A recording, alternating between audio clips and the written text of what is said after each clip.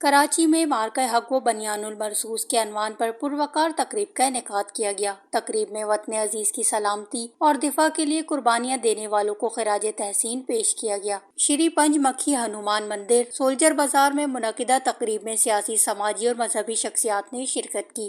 پچھلے ہمارے جتنی بھی ہندو کمیٹی اس مندر میں آئی ہوئی ہے، اتنے بھائی یہ بینر سب آئے ہوئے ہیں، جو آج خوشی کا پروگرام ہے، پورے قوم کو میں مبارک دیتا ہوں۔ میں سب سے پہلے مارکہ حق کے حوالے سے پوری پاکستانی قوم کو مبارکباد دیتا ہوں۔